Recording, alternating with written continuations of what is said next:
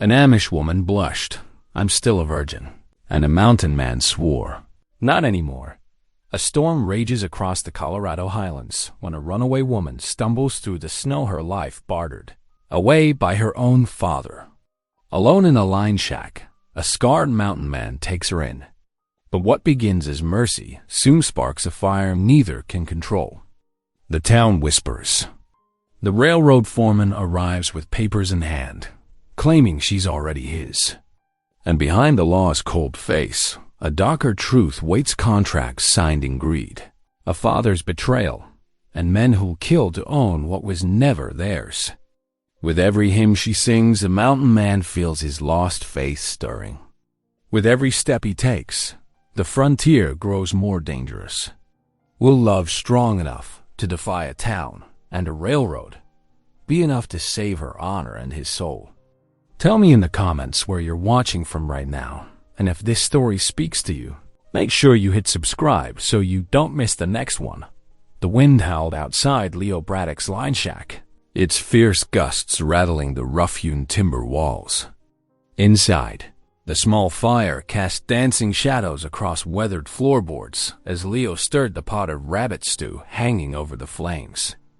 His unexpected guest sat huddled close to the warmth, her plain dress now dry, but her eyes still carrying the wild fear of her flight through the storm. Rachel Yoder's hands trembled as she cradled the tin cup of hot coffee he'd given her.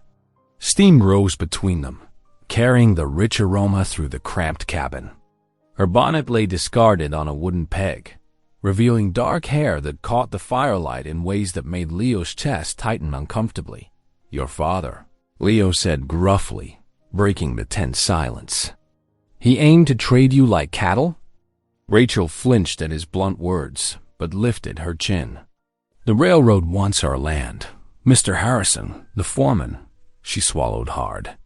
"He told father he'd ensure the tracks went around our farm if I became his wife." Leo's jaw clenched. He'd seen enough of the world to know how such bargains usually ended. The railroad would take what it wanted anyway, leaving broken promises and broken lives in its wake. "I couldn't do it," Rachel whispered, her voice catching. "I know it's a sin to disobey, but..." Tears welled in her eyes. "I'm still a virgin." The thought of him touching me. She pressed her hands to her face, shoulders shaking. The confession hung in the air between them.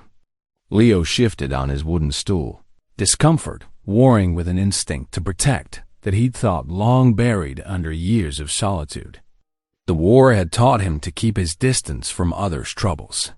But something about her innocent faith, her courage in fleeing into the teeth of a blizzard rather than submit to a loveless bargain, stirred something he'd rather leave undisturbed.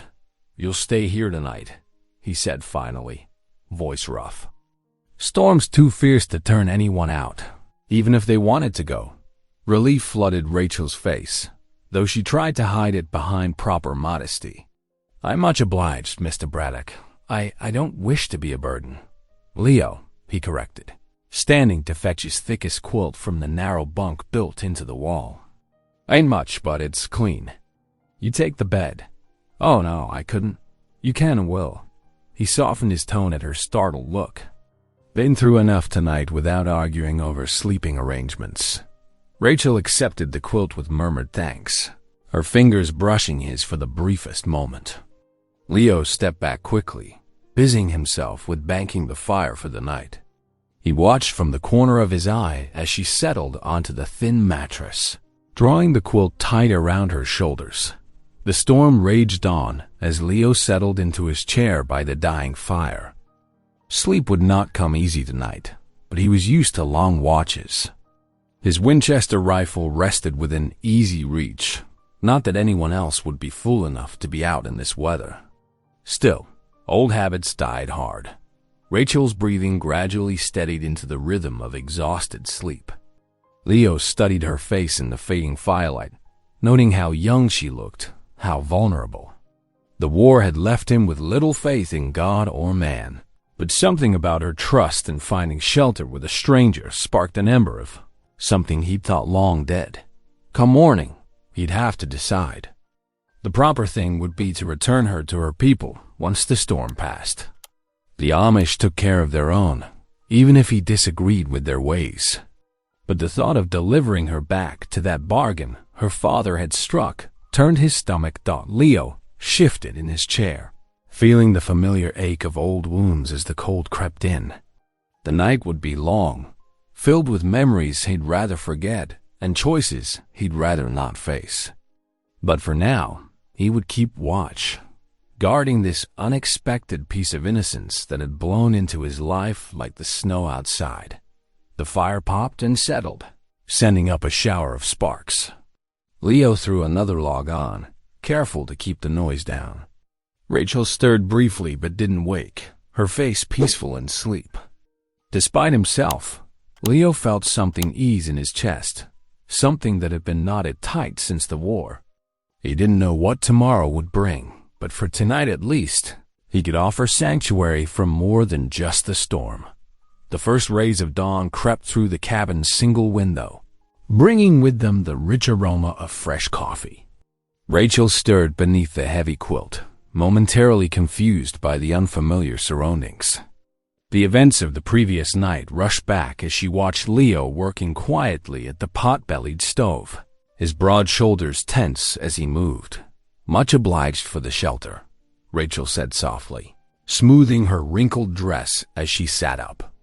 Her hair had come loose during the night, and she quickly began re-braiding it with practiced fingers.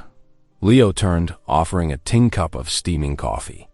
"Reckon we need to talk about getting you home." Rachel's hands trembled as she accepted the cup. "I cannot go back," she said, her voice firm despite her fear. "Father will only force me to marry Mr. Harrison, the railroad man." She swallowed hard. "He has already paid for part of our land." Leo's weathered face darkened. He ran a hand through his graying beard, considering. "Gray Fork's the nearest town. Might find help there. You would take me?" Rachel looked up at him, hope warring with proper modesty in her expression. "Ain't right. What they're trying to force on you." Leo began gathering his gear, movement sufficient from long practice. "Town's a fair piece through the snow, but my horse can manage." Within the hour, they were mounted on Leo's sturdy bay gelding. Rachel sat behind him, trying to maintain a proper distance despite the necessity of holding his waist for balance. The horse picked its way carefully through the snow-laden pines, hooves crunching in the fresh powder. Never been this far from home, Rachel admitted as they followed a winding trail down a mountainside. Her plain dress and boots were ill-suited for the journey, and she couldn't quite suppress her shivers. "Tell me about your home," Leo said, surprising himself with the request. Usually, he preferred silence on the trail. Rachel's voice grew warm with memory, though tinged with sadness. "We live simply, as our ways teach. Women keep silence in meetings, but—" She hesitated, then continued softly. "I always loved the singing. Hymns bring such peace, even in troubled times. Might sing one now," Leo suggested gruffly. "Help pass the miles." Rachel's clear voice rose hesitantly, carrying a German hymn through the silent forest. Leo found himself listening intently, the unfamiliar words somehow soothing despite their strangeness. The sun was well past its peak when they finally rode into Gray Fork. The small town stretched along a single muddy street, false-fronted buildings rising on either side. Rachel felt exposed as curious faces turned toward them. An Amish girl riding double with a mountain man was bound to draw attention. Whispers followed them down the street. A group of women outside the millinery stopped their conversation to stare openly. Rachel fought the urge to hide her face against Leo's back. "Ignore them," Leo muttered, guiding his horse toward the general store. "Need to get you proper gear if you're traveling." Inside the store, Rachel stood uncertainly while Leo selected sturdy boots and a thick wool shawl. The shopkeeper's wife watched with undisguised curiosity as Leo placed the items on the counter. "I cannot accept such gifts," Rachel protested softly, though her worn boots were soaked through from the snow. "Ain't gifts." Just practical necessity. Leo's tone brooked no argument as he counted out coins. From a leather pouch. Rachel finally accepted the items, the shawl's warmth a blessing after the long, cold ride. But as they stepped back onto the boardwalk, she noticed a rider watching them intently from the far end of the street. Before she could speak, he wheeled his horse and galloped away toward the north, toward her father's farm. "He's riding to tell them where I am," Rachel whispered, fear tightening her throat. Leo's hand moved instinctively to the rifle slung across his saddle. "Then we best figure out our next move quick." He scanned the street with the careful attention of a man used to watching for trouble. Town's not safe now. Too many eyes, too many tongues willing to wag. Rachel clutched her new shawl tighter, feeling the weight of every stare from the townsfolk gathering on porches and in doorways. She had known running would have consequences, but facing them here, now, made her chest tight with anxiety. Yet underneath the fear was a core of certainty. She could not, would not, go back to be sold like cattle at market. The setting sun cast long shadows across Gray Fork's muddy main street as Leo guided Rachel toward the weathered boarding house. The two-story building's windows glowed warm against the gathering dusk, but Rachel's steps grew hesitant as they approached the front porch. Inside, the proprietor, a thin woman with sharp eyes, looked them up and down with barely concealed suspicion. "Two beds, you say?" "Separate sleeping arrangements," Leo stated firmly, counting out coins onto the wooden counter. "The lady requires privacy." Rachel stood with her hands folded, grateful for Leo's understanding. "A curtain would suffice," she murmured, "if it's not too much trouble." The proprietor's lips thinned, but she nodded curtly and led them to a ground-floor room. It was simple but clean, with two narrow beds and a stone hearth. Within minutes, she returned with a quilt that Leo hung from the ceiling, creating a modest partition. "Supper served in the dining room," the proprietor announced. 7 o'clock sharp. The boarding house dining room buzzed with low conversation when they entered. Heads turned, and the whispers began immediately. Rachel felt the weight of judging eyes as she took her seat at the long table, keeping her gaze fixed on her plate of beef stew and cornbread. "Living in sin, plain as day," a woman's voice carried clearly from 3 seats down. "An Amish girl, no less," another voice joined in. "Shameful, putting on such a display." Rachel's cheeks burned. Her spoon trembled slightly as she tried to eat, each whispered comment landing like a physical blow. The simple food turned to ash in her mouth. Leo's chair scraped back suddenly. He stood, his presence commanding immediate attention. "The lady is under my protection," he declared, voice carrying to every corner of the room. "Anyone who has something to say about it can say it to my face." Silence fell. No one met his steady gaze. Rachel felt tears prick her eyes, moved by his defense of her honor. When Leo sat back down, the other diners found great interest in their meals, though the atmosphere remained thick with unspoken judgment. Later that evening, Rachel sat in the wooden rocking chair near the hearth, watching the flames dance. The quilted partition cast strange shadows on the wall.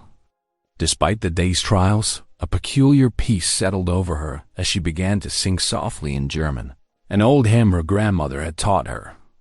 "Gott ist die Liebe, lass mich erlösen." Her clear voice filled the small room with its gentle melody. On his side of the partition, Leo lay on his bed, listening. The unfamiliar words washed over him, stirring long-buried memories of his mother's prayers before the war. He hadn't prayed since Gettysburg, hadn't believed anyone was listening. But something in Rachel's voice spoke to that empty place inside him. The hymn ended, leaving only the crack and pop of the fire. "That was right pretty," Leo said gruffly. "It speaks of God's love," Rachel explained softly. "How it sets us free." Before Leo could respond, heavy boots thundered on the boarding house porch. 3 sharp knocks rattled the door. Rachel froze in her chair. Leo was on his feet in an instant, rifle already in hand. He moved to the door with the silent grace of a mountain cat. "Open up," a rough voice demanded. "We've come for the girl. She's railroad property, fair and square." Leo positioned himself in the partially open doorway, his rifle clearly visible. 3 men stood on the porch, their faces shadowed under their hats. The largest wore a railroad company badge. "The lady ain't property," Leo stated coldly. "She's a free person who made her choice.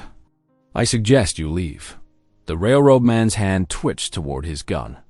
"Now, see here." "No." Leo's voice cut like steel. "You see here. This door closes in 10 seconds. Anyone still standing here gets ventilated." His rifle barrel gleamed in the lamplight. "Your choice." For a long moment, only the wind spoke. Then the railroad man took a step back, his companions following suit. "This ain't over," he growled. Mr. Harrison paid good money for her hand. "Contract's binding." "Contracts don't cover people," Leo replied. "Good night, gentlemen." He shut the door firmly and threw the bolt. When he turned, Rachel stood trembling by the hearth, her face pale but determined. "Thank you," she whispered. "I've never had anyone stand up for me like that." Leo checked the window shutters before returning his rifle to its place beside his bed. "Get some sleep," he said quietly. "Reckon tomorrow's gonna be a long day."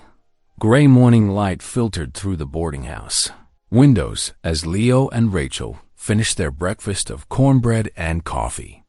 The streets outside were already alive with activity, but an undercurrent of tension hung in the air like storm clouds. "The church might help," Leo suggested, watching Rachel push her food around her plate.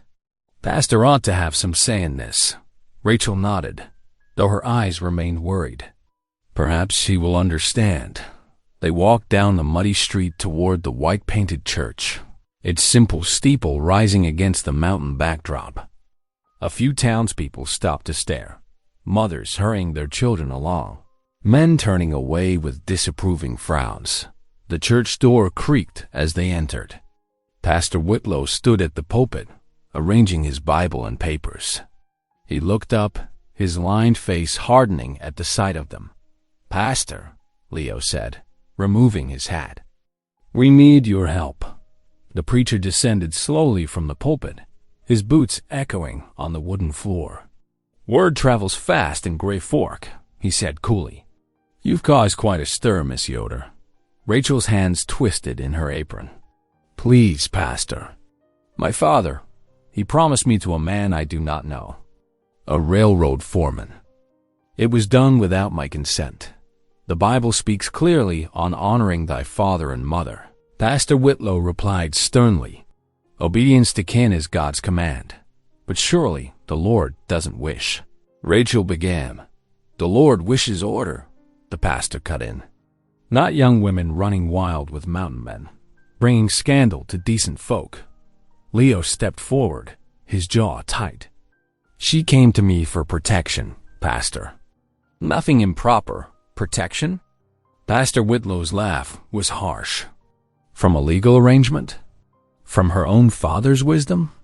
"I think not." He turned to Rachel. "Return home, girl. Submit to proper authority before you shame yourself further." Rachel trembled, but lifted her chin. "No," she whispered. "I cannot." The pastor's face darkened, but before he could respond, boots scraped on the church steps. A deputy appeared in the doorway, papers in hand. "Mr. Braddock?" "Miss Yoder?" The deputy looked uncomfortable. "Got some papers here." "Court summons." Leo took the documents, his expression growing darker as he read. "Maddox," he growled. "Filed claim papers saying Rachel's his contracted bride. Hearing set for 2 days from now." Rachel swayed on her feet, her face draining of color. "No," she breathed. "Please, no." Her eyes rolled back as her knees buckled. Leo caught her before she hit the floor, sweeping her up against his chest. Her head lolled against his shoulder, bonnet askew. Seems the law will settle this properly, Pastor Whitlow observed with grim satisfaction. Leo's voice was ice. Nothing proper about treating a woman like property. He turned, carrying Rachel's limp form toward the door. Much obliged for your Christian charity, Pastor. The walk back to the boarding house drew even more stares, but Leo ignored them all, focused on Rachel's pale face. She stirred as he carried her up the porch steps. Leo? Her voice was faint. I've got you, he murmured. You're safe. Inside their room, he settled her gently on her bed. The proprietor brought smelling salts and cool cloths, clucking with concern despite her earlier judgment. As evening settled over the town, Rachel sat in her rocking chair, staring into the fire. Her voice was barely above a whisper. You don't understand what this means. It's not just a dishonor. Leo waited, sensing her struggle for words. In our faith, marriage is sacred before God. To be forced into a loveless union. Tears slipped down her cheeks. It would be a sin against my soul. Every day, every moment, living a lie before the Lord. The fire crackled in the silence. Leo moved closer, his shadow falling across her tear-stained face. Not anymore, he said quietly, but with iron certainty. I won't let Maddox take you. Won't let anyone force you into something that wounds your spirit. Rachel looked up at him, hope and fear warring in her eyes. You would stand against the law? Against the railroad? Already aim. Leo's scarred hands gripped the back of her chair. Some things matter more than law papers. A person's soul being one of them. Fresh tears welled in Rachel's eyes, but these held gratitude instead of fear. Outside, a coyote called lonely in the gathering dark, and somewhere in town, a church bell tolled the evening hour. But inside the quiet room, something shifted between them, a promise made not with words, but with the heart. Leo set out early the next morning, his boots crunching on frost-covered ground. The blacksmith shop glowed orange in the dim light, smoke curling from its chimney. Inside, hammer strikes rang against iron, sparks flying. Tom, Leo called out over the din. Need a word. Thomas Wheeler set down his hammer, wiping soot from his weathered face. Recognition flickered in his eyes. Well, if it ain't Sergeant Braddock. Heard you was up in these parts. Been a long time since Shiloh, Leo said, clasping his old comrade's calloused hand. The blacksmith nodded toward his workbench. Sit. Coffee's hot. He poured 2 tin cups, the bitter aroma mixing with coal smoke. Word is you've stirred up trouble with the railroad. Leo wrapped his hands around the warm cup. Young woman needs help. Railroad foreman thinks he can buy her like a piece of land. Maddox. Tom spat the name. Man's got his hooks deep in Gray Fork. Owns half the businesses through loans, other half through fear. He leaned closer. Judge Crawford's in his pocket, too. Has been since the rail line came through. Figures. Leo's jaw tightened. Any decent folk left in town? Some, but speaking against the railroad. Tom shook his head. Folks got families to feed, Leo. Can't risk losing everything. Back at the boarding house, Leo found Rachel in their small kitchen, humming as she stirred a pot of stew. The domestic scene struck him, so different from his years of solitude. Smells good, he said, hanging his coat. Rachel smiled shyly. It's not much, but cooking, it helps steady my mind. Her voice lifted in a hymn as she worked, the gentle melody filling their cabin. Outside, wind rattled the windows, clouds gathering dark. But inside, warmth and the scent of cooking created a haven of peace. Their quiet moment shattered next morning. Mrs. Peterson from the boarding house burst in, face flushed with gossip. They're saying, oh my. She wrung her hands. Maddox has Judge Crawford's ear, and she glanced nervously at Rachel. Your father's coming to testify. Tomorrow at the hearing. Rachel's face went white. The bowl she was drying slipped from her fingers, clattering on the floor. "Papa?" she whispered. He's coming to speak against me?" Leo stepped forward as Rachel's shoulders began to shake. Awkwardly, he placed his hands on them, feeling her trembling. "Your father's choices ain't yours," he said quietly. "What he does tomorrow don't change who you are inside." Rachel turned, pressing her face against his chest. "I've brought shame to them all," she sobbed. "Maybe if I'd been a better daughter." "No." Leo's voice was rough with emotion. "Listen here. I got scars, inside and out. Made plenty of mistakes. But that ain't what defines a soul." His hand moved hesitantly to stroke her hair. "It's the choices we make when things are hardest. That's what shows our true heart." Rachel's sobs slowly quieted, though she remained in his embrace longer than strictly proper. When she finally stepped back, her eyes were red but calmer. As evening approached, Rachel insisted on helping with chores. Leo watched as she approached the woodpile, determined to split kindling for the night's fire. "Let me show you," he said, seeing her uncertain grip on the hatchet. He moved behind her, his larger hands covering hers on the handle. "Like this. Steady now." Rachel's breath caught at his closeness. Her cheeks flushed pink as he guided her movements, showing her how to split the wood safely. The scent of pine shavings rose around them, mixing with the crisp mountain air. For a moment, their eyes met. Something unspoken passed between them. Trust, perhaps. Or something deeper neither dared name. Rachel's blush deepened, but she didn't pull away. The moment stretched, fragile as spider silk in morning dew. Then the dinner bell rang from the boarding house, breaking the spell. Rachel stepped back, smoothing her apron with trembling hands. We should go in," she murmured. Leo nodded, gathering the split kindling. But as they walked back to their cabin, something had shifted between them. In the midst of their storm of troubles, a delicate seed of connection had taken root. Inside, Rachel set about laying the fire, her movements more sure now. Leo watched her work, seeing not just a frightened girl who'd appeared at his door, but a woman of quiet strength. Tomorrow would bring its battles, but tonight, in their small shared space, they'd found a measure of peace. Dawn broke gray and heavy over Gray Fork, clouds hanging low like a shroud. The courthouse steps creaked under the weight of gathering townsfolk, their whispers sharp as winter wind. Rachel's hands trembled as she smoothed her plain dress, her prayer cap neat despite her racing heart. "Ready?" Leo asked quietly, standing beside her at the courthouse entrance. Rachel nodded, though her face was pale as fresh snow. Together, they pushed through the heavy wooden doors into the packed courtroom. Every bench groaned with spectators, and the air felt thick with judgment.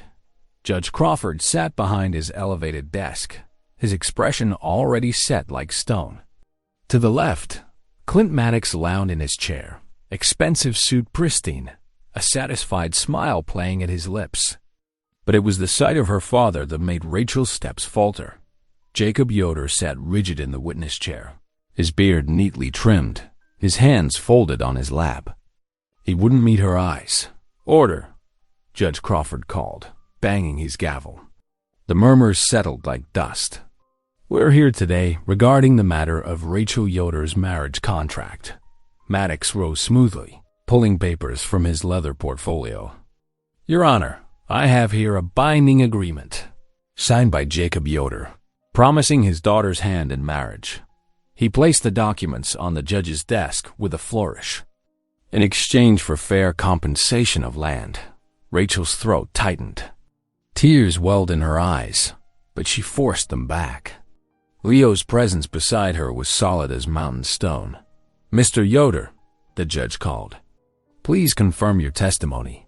Rachel's father stood, his voice carrying clearly through the hushed courtroom. "Yeah, I signed freely.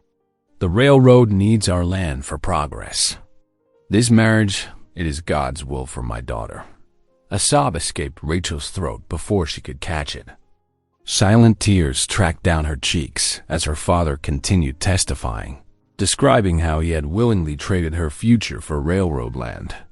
Leo stepped forward, his voice rough with anger. "Your Honor, you can't allow this.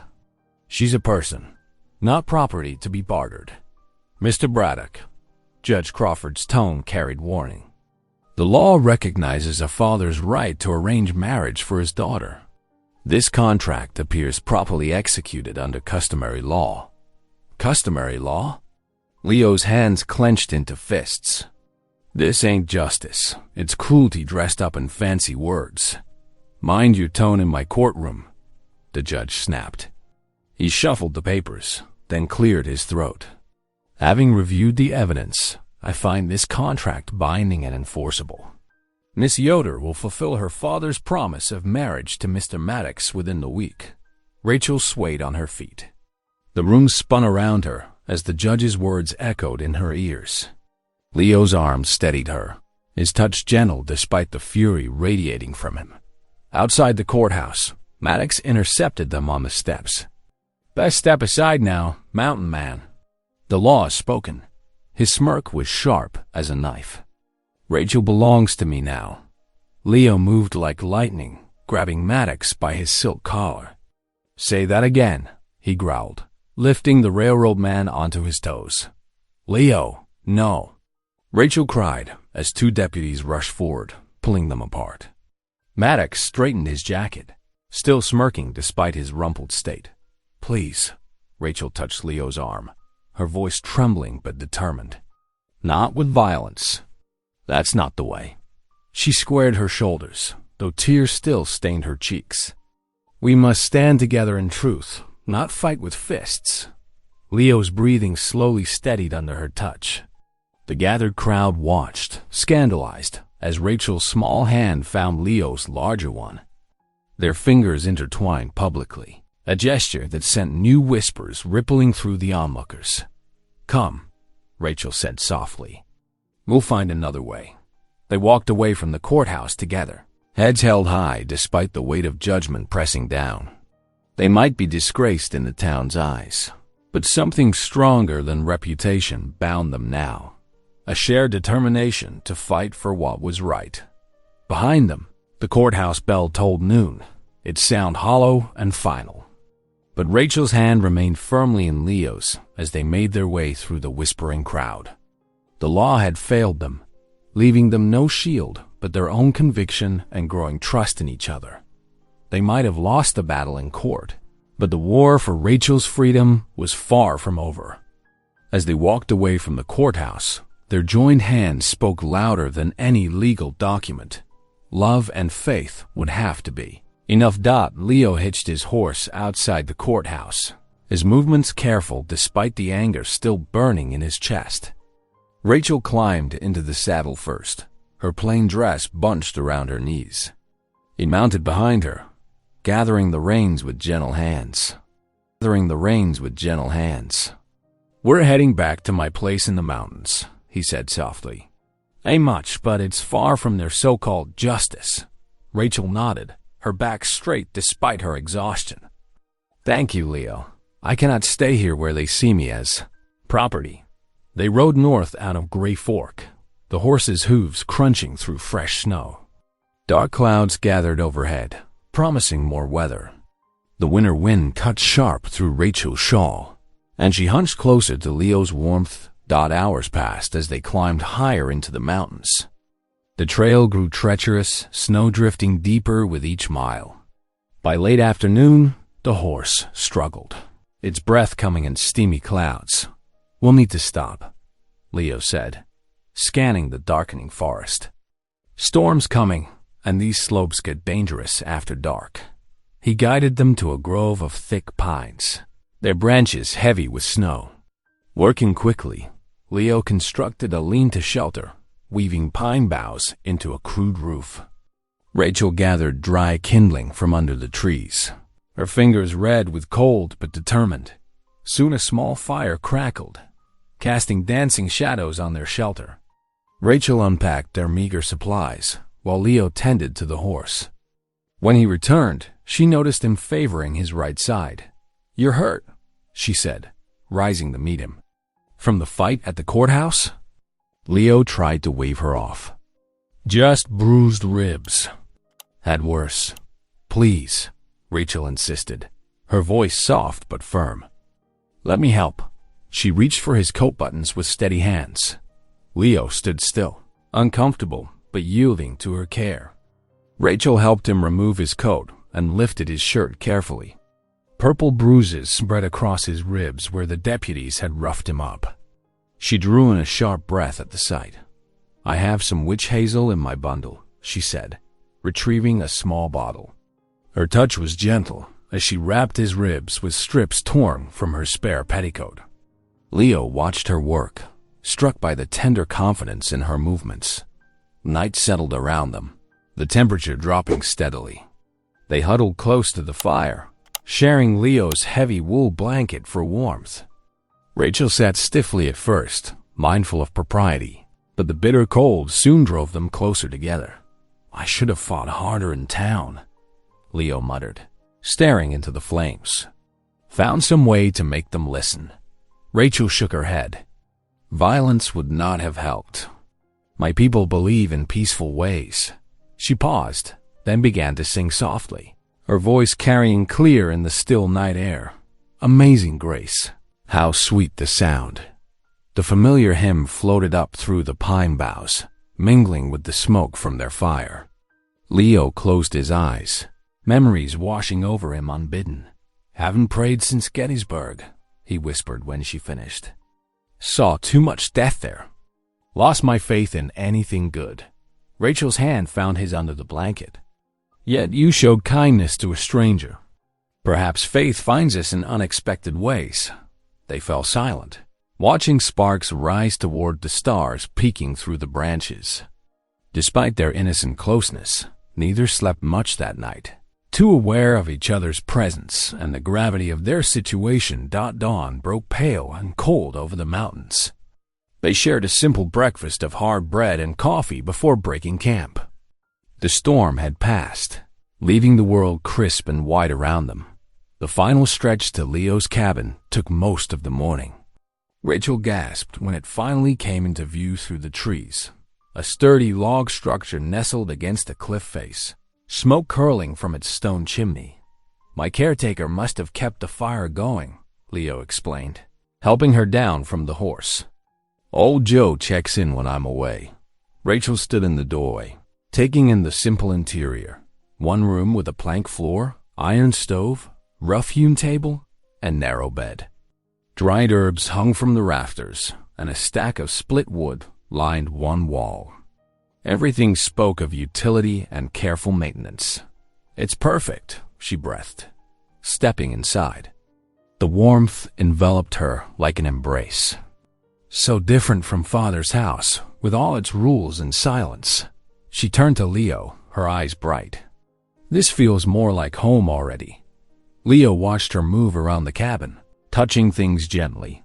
The worn quilt on his bed, the tin cups on their hooks, the Bible dusty on its shelf. Something shifted in his chest, seeing her there. This place that had been his lonely refuge now felt different, filled with possibility. Rachel smiled at him from beside the stove, already rolling up her sleeves to cook. "Shall I make us some soup?" The simple question held deeper meaning, a step toward building something new from the ashes of what they'd left behind. Leo nodded, his voice rough with emotion. "Much obliged." The mountain cabin settled into a gentle rhythm as days passed. Rachel rose early each morning, stoking the iron stove until it glowed red hot. With flour, water, and the last of Leo's yeast, she kneaded bread dough against the rough-hewn table, her movements practiced and sure. The familiar work brought comfort. Even with such basic supplies, Leo watched from his chair by the window, cleaning his rifle while stealing glances at her domestic grace. The cabin had never felt so alive. Warm bread scents mixing with pine smoke, floors swept clean, herbs hanging in neat bundles from the rafters. "Never thought this old shack could feel like proper home," he said one morning, pulling on his coat. You've worked miracles with what little we have. Rachel blushed, dusting flour from her apron. Simple ways bring their own beauty. Would you teach me more about surviving up here? I should learn what I can. Leo nodded, surprised but pleased by her request. That afternoon, he showed her how to set snares in the snow, explaining which rabbit trails to watch for. Rachel paid close attention, her quick mind grasping the concepts even as her fingers fumbled with the wire. Like this? She asked, setting her first snare. The loop hung perfect and ready. Exactly right, Leo praised. You're a natural. The next day, Rachel shocked him by asking about his revolver. I must learn to defend myself, she said firmly, though her hands trembled. What if you're away hunting when trouble comes? Leo studied her face, seeing determination beneath her modest demeanor. Reckon you're right, he said finally. He drew the old Colt, checked it was unloaded, and placed it in her waiting hands. It's heavier than I imagined, Rachel whispered, adjusting her grip as Leo showed her. Steady now, he murmured, standing close behind her to guide her aim. Breathe slow and squeeze gentle. Don't pull. Her shoulders gradually relaxed under his touch. When they practiced with live rounds, Rachel jumped at each blast but kept firing, her accuracy improving with each shot. Leo felt pride warm his chest, watching this gentle woman find her strength. Evenings brought peaceful moments around the fire. They shared simple meals of rabbit stew or beans, talking softly about their pasts. Rachel's voice lifted in hymns as darkness gathered, filling the cabin with hope. Leo found himself humming along, remembering songs from his childhood church. Amazing Grace was my mother's favorite, he admitted one night. Used to sing it while she worked. Rachel smiled, teaching him other hymns until his rough voice blended with hers. The scripture songs seemed to heal something in both of them, her homesickness, his old war wounds, but their peace shattered one crisp afternoon. Leo was stacking firewood while Rachel hung laundry when hoofbeats thundered through the trees. 4 riders circled the cabin, their faces hidden by scarves. Maddox's men, come to claim their prize. Get inside, Leo shouted, diving for his rifle as the first shot cracked past his head. Rachel scrambled through the door as bullets splintered the wooden doorpost beside her. Leo fired back from behind a woodpile, his aim deadly accurate from years of hunting. One rider fell with a cry, his horse bolting into the trees. The others wheeled their mounts, returning fire but keeping their distance. Inside, Rachel pressed against the wall, heart pounding. When Leo burst through the door to reload, she flew into his arms. They found us, she whispered, trembling against his chest. They won't stop until... Hush now, Leo soothed, though his own voice was grim. I won't let them take you. Another volley of shots peppered the cabin walls. Leo pushed Rachel behind the iron stove and returned fire through the window. His bullet caught a second rider in the shoulder, sending the man reeling from his saddle. The remaining men finally retreated, their threats carrying back through the trees. Maddox sends his regards. This ain't over. When silence returned, Rachel still clung to Leo, her face buried in his shirt. He held her close, feeling her shoulders shake with silent sobs. They'll be back, she whispered. With more men. Maddox will never stop until I'm his. Leo stroked her hair, his jaw tight with anger and worry. The peaceful life they'd built here suddenly felt fragile as spring ice. Maddox's violent reach had found their mountain refuge, shattering their illusion of safety. We'll figure something out, he promised, though uncertainty gnawed at his gut. I won't let him hurt you. Rachel pulled back enough to meet his eyes, her own red but determined. We must pray for guidance, she said softly. And keep your revolver loaded. And keep your revolver loaded. Leo paced the cabin floor at dawn, his boots wearing paths in the rough planks. Isolation had kept Rachel safe for weeks, but Maddox's attack proved they couldn't hide forever. When Rachel emerged from behind her quilt curtain, He'd made up his mind. "There's a barn raising in Gray Fork today," he said, pouring her coffee.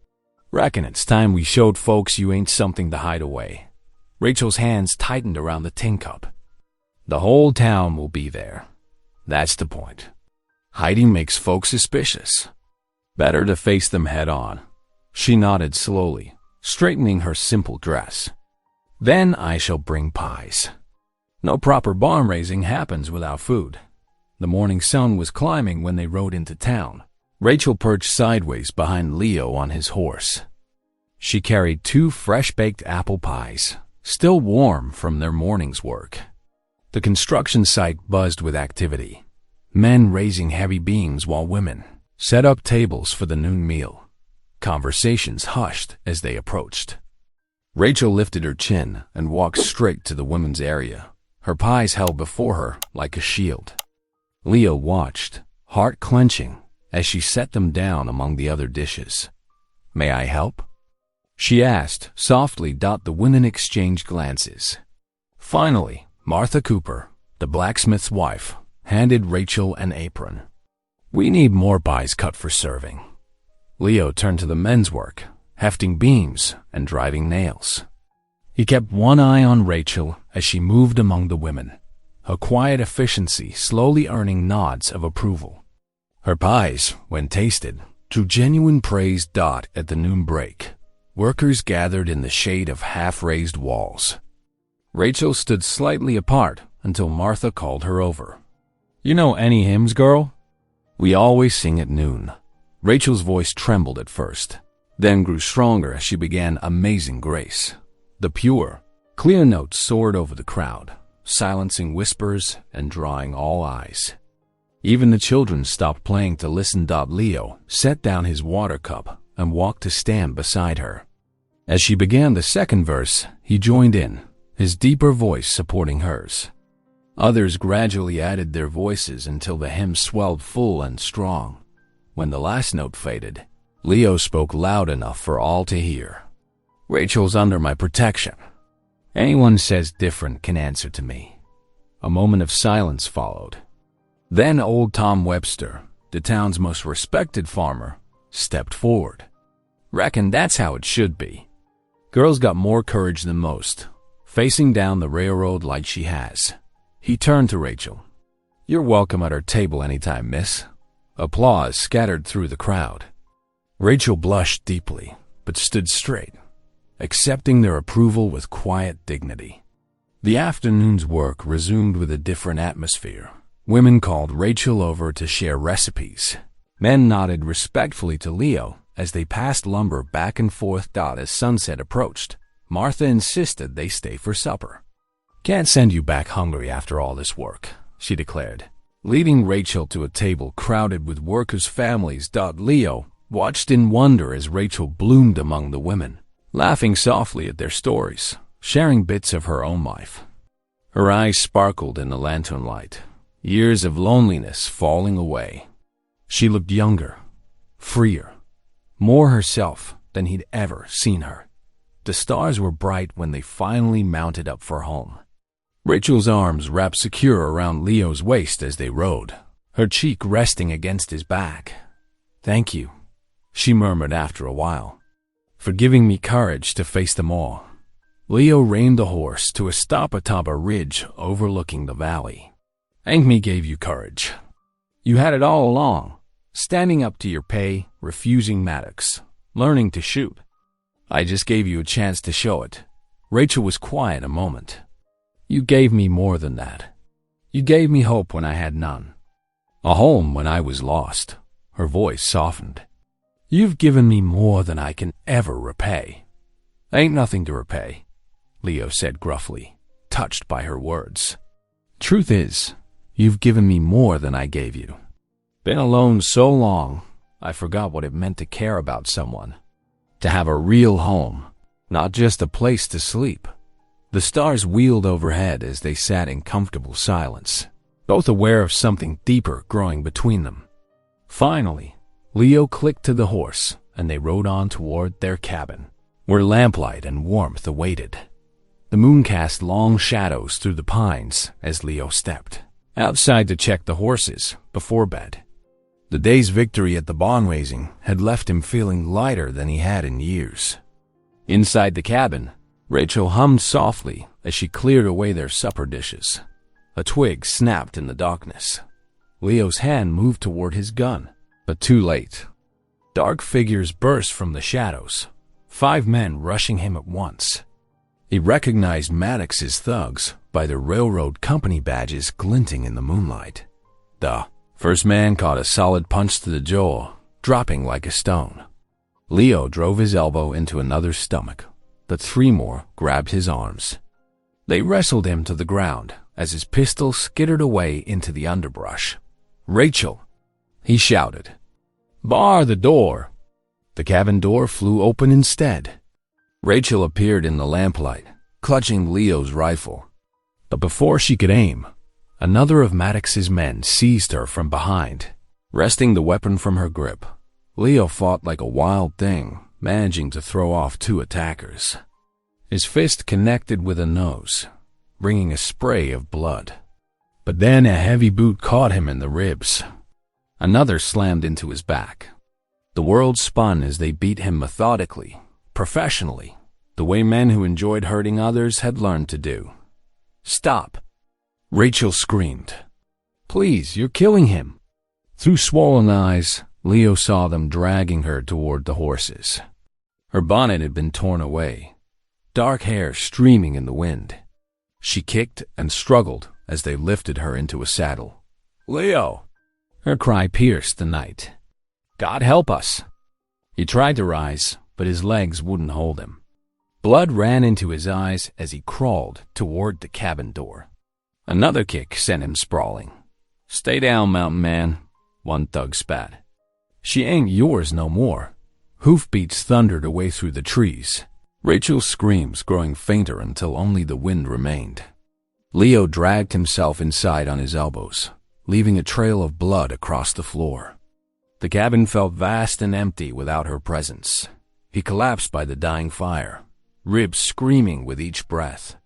The room spun sickeningly.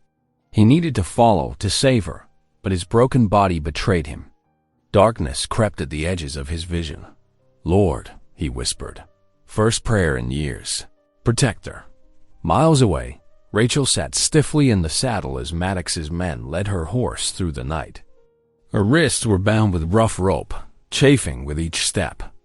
Tears froze on her cheeks in the cold mountain air. They rode until dawn broke over distant peaks. A large cabin appeared through the trees, smoke curling from its chimney. Rachel's heart sank as Clint Maddox himself stepped onto the porch, looking pleased. "Welcome home, my dear," he said, helping her down from the horse. His grip was painfully tight. "I trust my men didn't rough you up too badly. Unlike your mountain friend." "You're a monster," Rachel whispered. Maddox laughed. "I'm a businessman, protecting my interests. You were promised to me fair and square." He pulled her close, his breath hot on her face. "By week's end, you'll be my wife.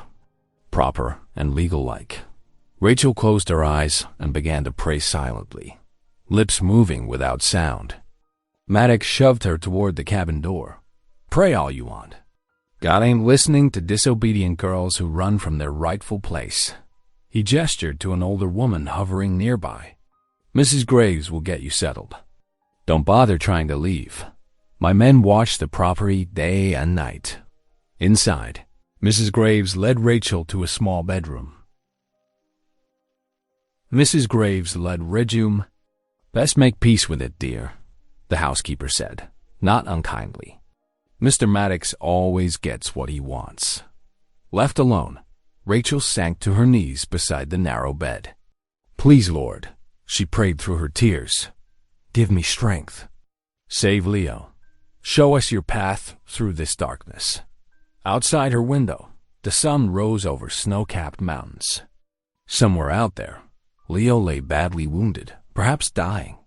And here she sat, trapped in the hands of a man who saw her as property to be claimed. Rachel buried her face in the quilt and wept, her prayers rising like smoke into the cold mountain morning. Leo drifted in and out of consciousness, beside the dying embers. Pain racked his body with each shallow breath. Blood matted his hair and stiffened his shirt. Through the haze of agony, memories swept over him like dark waves that the battlefield in Antietam emerged from the fog of fever. Young Billy Cooper, barely 17, crying out as the bullet took him. The metallic smell of blood mixing with gun smoke. Leo had held the boy as life slipped away, helpless to save him. Just like he'd been helpless to save Rachel. "Sergeant," Billy had whispered, "will you pray with me?" But Leo hadn't known how anymore. The war had stolen his faith along with his innocence. He'd watched Billy die alone, unblessed. The cabin creaked in the winter wind. Rachel's voice seemed to float through the darkness, singing the hymn she'd shared just days ago. "Be not afraid. I go before you always." Leo's cracked lips moved, forming the words. The melody wrapped around him like a warm blanket, carrying memories of Rachel kneading bread by the hearth, her quiet strength as she learned to shoot, her trust in him despite everything. "Lord," he croaked, voice rusty with disuse. His fingers clutched at the rough floorboards. "I ain't worthy to ask your help. Turned my back on you years ago." Tears mixed with blood on his cheeks. "But Rachel believes. She sees your light even in darkness. Please, help me save her. Give me strength to stand. To make this right." The words came easier now, flowing like a spring breaking through ice. Leo poured out his pain, his fear, his desperate need for guidance. As he prayed, something shifted inside him, a warmth spreading through his battered body. Like sunshine after storm dawn when dawn's first light crept through the window, Leo found himself breathing easier. The pain remained, but purpose burned brighter. Using the wall for support, he dragged himself upright. Each movement sent daggers through his ribs, but he forced himself to stay standing at the wash basin. He cleaned his wounds as best he could. The mirror showed his face was a mass of bruises, one eye swollen nearly shut. His hand shook as he wrapped strips torn from a clean shirt around his ribs, pulling them tight against the stabbing pain. "One step at a time," he muttered, Rachel's voice still echoing in his mind. "The Lord goes before me." The Mare nickered softly as he limped to the stable. Every move was agony, but Leo forced himself to check her hooves, brush her coat, and secure the saddle. She seemed to sense his weakness, standing perfectly still as he leaned against her to catch his breath. Loading his rifle took 3 tries, his fingers clumsy and stiff. But the familiar weight across his back steadied him. Rachel needed him. Nothing else mattered. Mounting was pure torture.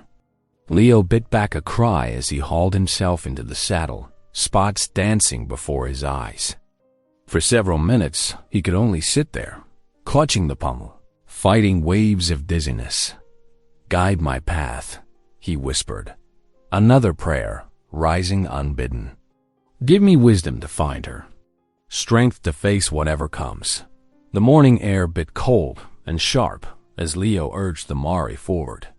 Each hoofbeat sent jolts of pain through his battered body. But with every step, his resolve grew stronger.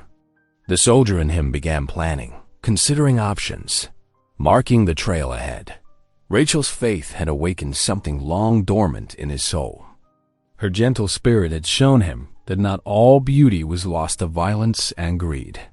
She deserved more than to be bartered like cattle, forced into a loveless marriage as the Mare picked her way down the mountain trail. Leo remembered Rachel teaching him her favorite hymn. Her voice had been soft but sure, filling his cabin with light. Now he hummed it under his breath, letting the melody steady his nerves and ease his pain. The sun climbed higher as Leo rode toward town. Every mile was a battle against his injuries, but prayer carried him forward when strength failed. He had found something worth fighting for, not just Rachel's safety, but the chance to be the man she believed he could be. "I'm coming," he whispered into the wind. "Hold on, Rachel. The Lord goes before us both now." The town's first buildings appeared through the trees. Leo straightened in the saddle despite his screaming ribs. Time to find allies, gather information, make a plan. Rachel's life depended on doing this right.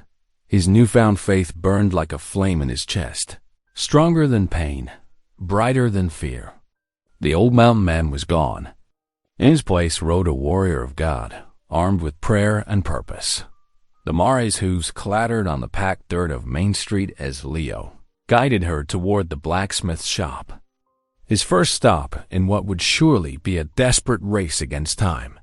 The railroad office loomed over Gray Fork's Main Street, its weathered clapboards casting long shadows in the afternoon sun. Inside, Rachel sat straight-backed on a hard wooden chair, her plain dress dusty, but her spirit unbroken. Two of Maddox's men lounged nearby, making crude jokes while keeping watch. Rachel's fingers moved silently over her warm Bible, drawing strength from familiar verses. She wouldn't give Maddox the satisfaction of seeing her cry, though her heart ached for Leo, lost seen bleeding in the snow. A hymn rose in her throat, but she held it back, letting it warm her soul instead. The door burst open with a crash that made the windows rattle. Leo stood in the doorway, rifle raised despite his bruised face and bandaged ribs. His good eye blazed with righteous fury as he stepped inside. "Step away from her," he commanded, his voice rough but steady. The guards reached for their guns, but Maddox's laugh cut through the tension. He emerged from his private office, straightening his vest with calculated casualness. "Well, if it ain't the mountain prophet himself," Maddox drawled, spreading his hands wide. "Come to save your little lost sheep. She's railroad property now, contract all signed and proper." Rachel's heart leaped at Leo's presence, but fear gripped her as she saw how he favored his left side. "Leo, you're hurt." "Hush now," Maddox snapped at her. Women speak when spoken to. Outside, townsfolk began gathering, drawn by the commotion. Their shadows darkened the windows as they pressed closer, murmuring amongst themselves. Leo kept his rifle trained on Maddox, even as sweat beaded on his forehead from the effort of standing. "That contract ain't worth the paper it's written on," Leo declared. "You can't own a person's soul. The law says different," Maddox smirked. "Her own father signed her over fair and square. Ain't that right, girl?" Before Rachel could answer, movement near the door drew everyone's attention. Her brother Josiah stepped into the office, removing his broad-brimmed hat. His quiet presence seemed to fill the room. "The contract is false," Josiah said, his voice soft but clear. "I can no longer stay silent," Rachel gasped. "Josiah?" "Sister." He nodded to her, then faced the crowd. "Our father did not tell the truth. Mr. Maddox promised him 300 acres of prime farmland in exchange for Rachel's hand. But the land was never his to give." Maddox's face darkened. "Now see here, I saw the real deed papers," Josiah continued, gaining strength. "That land belongs to the Cheyenne Nation by treaty. Maddox forged documents to claim it, then used it to bribe our father." Whispers rippled through the growing crowd. The town judge pushed his way forward, frowning deeply. "Serious accusations, young man," the judge said. "You have proof?" Josiah reached into his coat and pulled out folded papers. The original tree map showing the land boundaries, and letters between Maddox and the land office planning the fraud. Maddox's calm facade cracked. His hand darted toward his gun, but Leo moved faster despite his injuries. In one fluid motion, he dropped his rifle and tackled Maddox, sending them both crashing into the desk. They grappled briefly, but Leo's warrior training showed through his pain. He twisted Maddox's arm until the gun clattered to the floor. "Deputies!" The judge bellowed. "Take him into custody." Two deputies shouldered through the crowd, pulling Maddox away from Leo. The railroad man struggled and cursed as they snapped handcuffs around his wrists. Rachel rushed to Leo's side as he sagged against the desk, his strength finally failing. She supported him gently, Mindful of his wounds, "You came for me," she whispered. "Couldn't leave you to face this alone." Leo managed through gritted teeth. "The Lord showed me the way." Josiah approached them, still holding the damning papers. "Rachel, I am sorry for my silence before now. Fear of our father's anger made me a coward." Rachel took her brother's hand. "No, Josiah. You found your courage when it mattered most." The judge examined the documents, his expression growing grimmer by the minute. "This evidence shows clear fraud and conspiracy. Mr. Maddox, you'll be headed to Denver to face federal charges. You can't do this to me." Maddox snarled as the deputies led him away. "I built this town. That contract is binding." "A contract built on lies holds no power here," the judge declared. He turned to Rachel and Leo. "Young lady, you are free of any obligation." The court apologizes for its earlier ruling. The townsfolk began to disperse, their gossip now tinged with sympathy for Rachel and anger at Maddox's deception. Several women who had shunned her before now stepped forward to offer support. Rachel felt tears of relief spill down her cheeks as she helped Leo to a chair. Her brother stood protectively nearby, his quiet presence a balm after so much turmoil. Through the window, she could see Maddox being led toward the jail, his fine suit dusty and his authority stripped away. The crowd pressed closer as the judge reviewed Josiah's evidence, his weathered face creased with concern. Several townsfolk stepped forward, eager to share what they knew of Maddox's schemes. Mrs. Peterson, the baker's wife, spoke of overheard threats. The blacksmith testified to Maddox's strong-arm tactics with other farmers.